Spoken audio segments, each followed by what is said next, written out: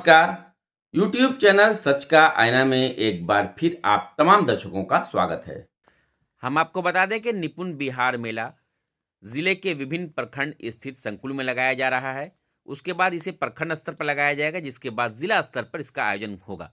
निपुण बिहार मेला निपुण बिहार मिशन के तहत आयोजित एक शिक्षा केंद्रित मेला है, जिसका मुख्य उद्देश्य शिक्षकों के द्वारा बनाए गए शैक्षणिक शिक्षण सामग्री टीएलएम टीचिंग लर्निंग मटेरियल को प्रदर्शित करना और प्राथमिक कक्षा यानी 1 से 3 के बच्चों में बुनियादी साक्षरता व संख्या ज्ञान यानी फाउंडेशनल लिटरेसी एंड न्यूमरेसी को बेहतर बनाना है, जिसमें खेल खेल में सीखने की गतिविधियों और नवाचारों पर जोर दिया जाता है। यह मेला स्कूल, प्रखंड और जिला स्तर पर आयोजित किया जाता है, जिसमें शिक्षक अपनी बनाई शिक्षण सामग्री प्रस्तुत करते हैं। इसमें toy making, art, story telling, role play, group work जैसी रचनात्मक और इंटरेक्टिव गतिविधियां भी होती हैं। यह केंद्र सरकार के निपुण भारत मिशन का बिहार राज्य के लिए कार्यान्वयन है, जो नई शिक्षा नीति 2020 का हिस्सा है। यह शिक्षकों को नवाचार करने और बच्चों के सीखने की प्रक्रिया को अधिक प्रभावी, आनंददायक और सहभागी बनाने के लिए प्रोत्साहित करता है।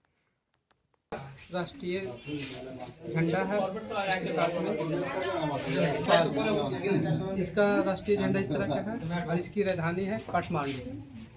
इसी प्रकार आगे है सर चीन का ये राष्ट्रीय झंडा हो गया वहाँ का, और चीन का राजधानी बीजिंग। इसी तरह से अनेक तरह के भारत के पड़ोसी देश जो भी हैं उनके सबके राष्ट्रीय चिन्ह और राजधानी दर्शाया गया इस तरह से।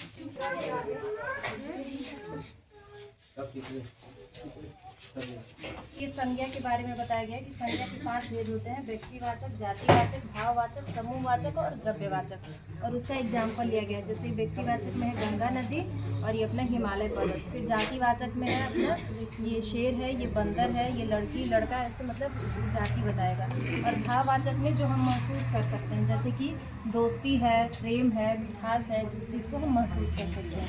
और समूहवाचक का सर मतलब कि कोई झुंड हो, कोई ग्रुप हो, जैसे ये गुलदस्ता हो गया आपका, ये अपना मतलब ये तो जानवर है उन सबका झुंड है। और ये है द्रव्यवाचक, जिसमें किसी भी चीज़ को तौला जाता है, नापा जाता है, जैसे कि नमक हो गया, चावल हो गया, दाल हो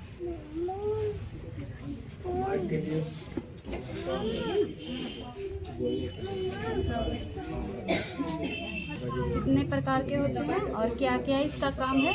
ये सबसे पहले आँख है। आँख में है कि हम लोग आँख से जो देख पाते हैं। एक ये हो गया, और सेंस ऑर्गन हो गया नोज, नाक से हम लोग जो गंध को पता कर सकते हैं।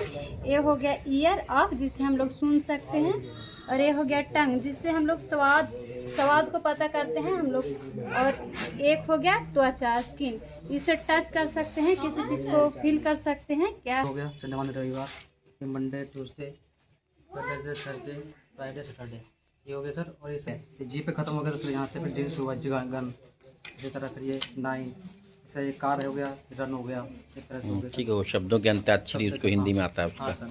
Very good sir. ये शेप है सर, टूल है सर, ये वृत्त हो गया, त्रिभुज हो गया, ट्रायंगल, इस आयत हो गया, स्क्वायर हो गया। ये हमारे 3D में 3D है, मॉडल 3D है का नाम आप क्यूब हो गया सर। ये हेमिस्फीयर हो गया, गोला हो गया, ये शंकु हो गया, कोन हो गया, और सर ये हो गया हमारा सिलेंडर। बताइए। संज्ञा है सर, किसी व्यक्ति, वस्तु, स्थान, प्राणी आदि के नाम को संज्ञा कहते हैं। उसका भेद है 5 में: व्यक्तिवाचक संज्ञा, जातिवाचक संज्ञा, भाववाचक संज्ञा, समूहवाचक संज्ञा, द्रव्यवाचक। माला वृक्ष, वनमाला वृक्ष है जी। आकर्षक रूप से पढ़ा सकते हैं, बता सकते हैं। ठीक है। सर हम लोग मध्य विद्यालय ढूंढला से आए हैं सर। इस टेलर के माध्यम से हम बच्चों को फ्रैक्शन सिखाएंगे सर। जैसे ये है और इसमें अगर इसको 2 भाग में बांटनी है तो 1/2 हो गया। और फिर ऐसे ही सर इसको हम 3 भाग में बांट के बच्चों को 1/3 के कॉन्सेप्ट को सिखाएंगे। जो भी बांटेंगे वो एकदम बराबर बांटेंगे। इस 4 भाग में बांटेंगे तो 1/4 के कॉन्सेप्ट को उनके दिमाग में ऐसे सेट करेंगे। मध्य विद्यालय ढोंकला से हूँ। मेरा इंग्लिश का है, इसमें अपोजिट वर्ड, जैसे बच्चों को समझा सकते हैं चित्र के माध्यम से कि हाँ ये बॉय है तो इसका अपोजिट क्या होगा, गर्ल्स होगा। फिर नेक्स्ट है इमोजी की हैप्पी, हैप्पी के बाद क्या होता है उसका अपोजिट सैड। फिर ऐसे ही करके कि अप, इसको हम ऊपर ले गए तो अप हो गया और इसको नीचे ला दिए तो डाउन हो गया।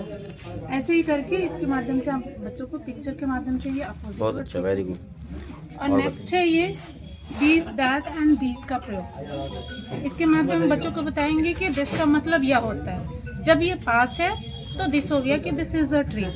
अब इसी को खींच के बच्चे देखेंगे कि ये दूर जा रहा है, तो इसका मतलब हो गया दैट, मतलब वह दूर हो गया, तो दैट मतलब वह, तो दैट इज अ बेबी। और दीज का प्रयोग बताएंगे कि अगर बहुत सारे मैंगो एक से ज़्यादा हैं तो उसमें दीज का प्रयोग होगा, और ये पास है तो दीज के लिए होगा। इसी को अगर हम दूर करेंगे तो दोज हो जाएगा, दोज आर मैंगोज। बच्चों को संज्ञा के बारे में समझाने के लिए, जैसे व्यक्तिवाचक संज्ञा, इसकी परिभाषा। और ये द्रव्यवाचक, जिसको हम नाप कर सकते हैं, जैसे कि चावल है, दाल है, नमक है, इसको हम नाप कर सकते हैं, तो आ जाएगा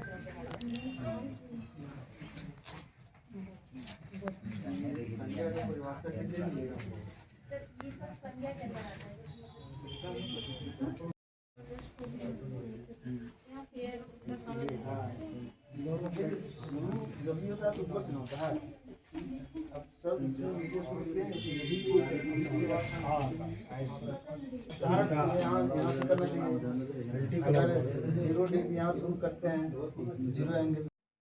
दोस्तों, अगर मेरा वीडियो आपको अच्छा लगे तो मेरे वीडियो को लाइक कर सब्सक्राइब जरूर करें और कमेंट्स बॉक्स में अपने राय भी दें। धन्यवाद।